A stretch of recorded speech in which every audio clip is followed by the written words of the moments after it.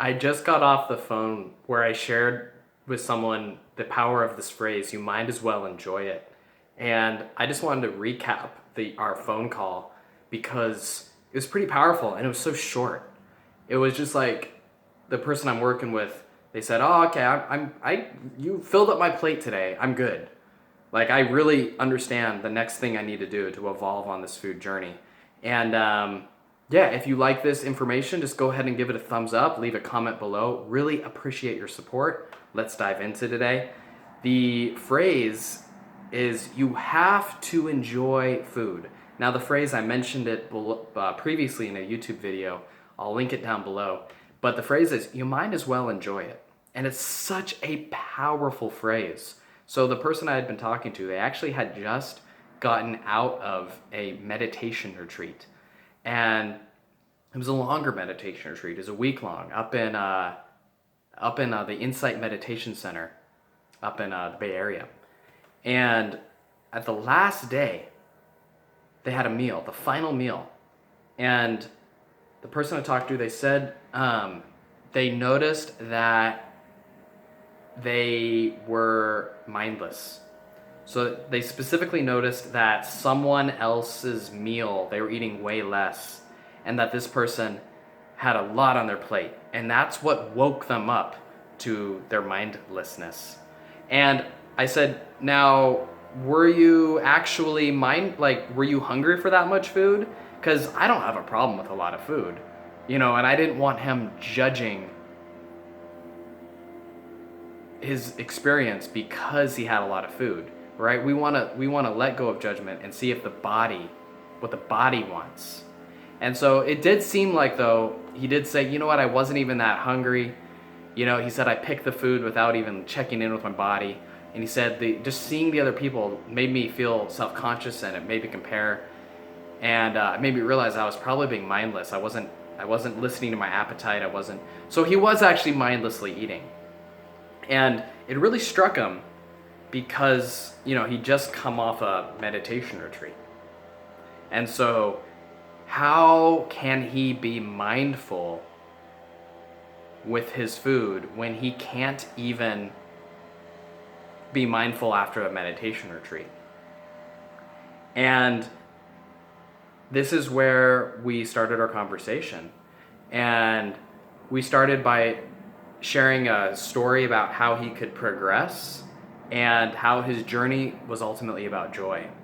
So we started off by saying, when it comes to mindlessly eating and when you start to be mindful, you need to expect there's gonna be some pain, right?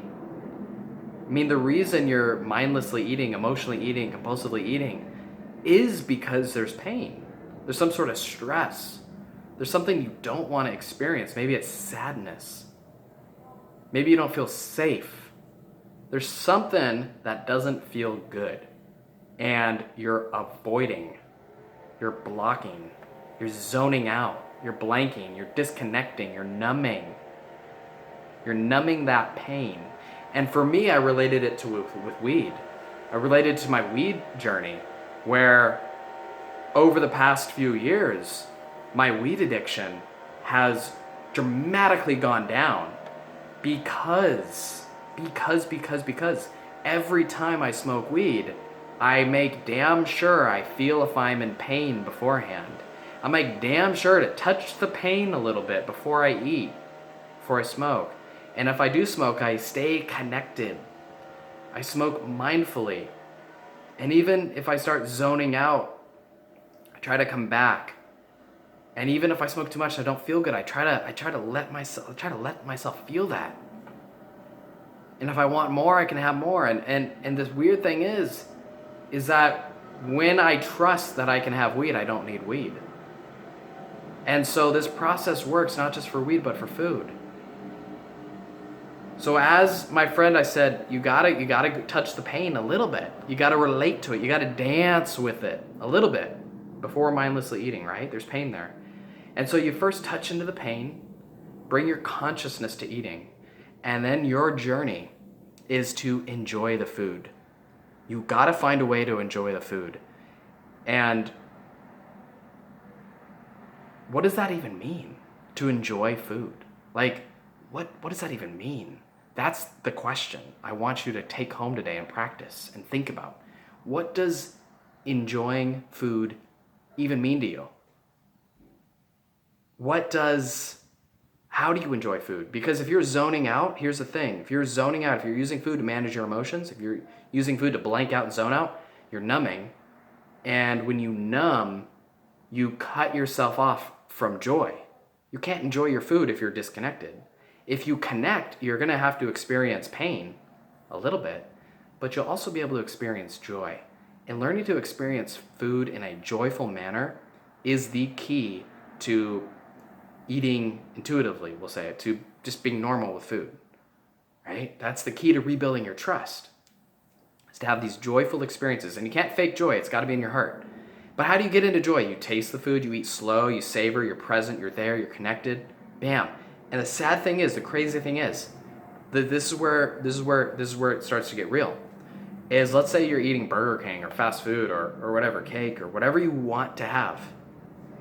And you start eating this and you're present, and you start to, when you're present, you actually realize something. The food that you're binging on tastes like shit. Tastes like shit. And you start to connect with that more and more. You start to connect with that. Man, I'm in pain right now. I'm just eating to avoid pain. If I'm being honest with myself, I'm trying to enjoy this food, but there's no way I'm going to enjoy this food. Like the texture, there's no way I'm going to enjoy this fast food. It's like, no, my body, if I'm mindful and if I'm being honest with myself, I don't even want this. I don't even want it. It doesn't even taste good. I don't even like it. That's what happens when you try to enjoy the food, when you bring your consciousness to the food, is you realize, damn, I don't even like it. Before, if you're judging yourself, if you're disconnecting, if you're blaming yourself, right? You got to get rid of all the judgment around food, right? All the judgment around food. You got to let go of all that. You got to, and maybe I talked with a woman over the weekend, and she had been raised in an environment where food was moral, meaning she was not allowed to go in the kitchen if there was sugar in the kitchen, because her mom would say, "No, you don't have control. You're not welcome in the kitchen because there's sugar in here. So leave, get out of here." That's morality. That's like survival shit around food. And the judgments come up. So many judgments, so many thoughts, right? So many thoughts swirling around. We gotta let go of those thoughts. We gotta be present with the food. The beautiful thing about food is that it's a gateway to the present moment, because the taste, the texture, these things can get you out of your head. They're the means to enjoy food, right? You gotta try to taste the food in order to enjoy it, right? And so tasting the food, it gets you out of your thoughts, it gets you out of your judgment. Let go of the calorie counts. Let go of weight, all right? Let go of all those background conversations that are going around in your head every single time you eat something. Let go of that. Listen to your taste buds, listen to your appetite, listen to your gut, all right? Try to enjoy it. Try to enjoy it, because it's going to be hard. It's going to be hard when you're eating like crap to enjoy it, right? The only reason you allow yourself to eat like crap is because it's easy, it's convenient, and you disconnect. There's a benefit. You're getting something out of it. It's like you're able to zone out and disconnect and stop thinking. What if the way forward was to bring consciousness? I mean, this is the root level shit right here. This is the core, bringing consciousness into your eating habits, energetically speaking. Like you gotta zoom in there, man. You gotta integrate your consciousness with your food. Otherwise, food is gonna always rule your life. You don't want that. You don't want that. You gotta learn to enjoy it. You learn to enjoy food, and you all of a sudden realize, shit, I don't even like this food. And then you gotta go exert energy. You gotta think, oh my God, if I don't like this food, what do I want to eat? You gotta go on an adventure, right? It's confusing.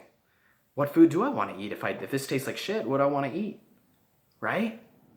But that's a good journey to go on. That's the journey that's gonna grow you. And so you might as well enjoy it. Bring that to your eating experiences. Leave a comment below. Peace.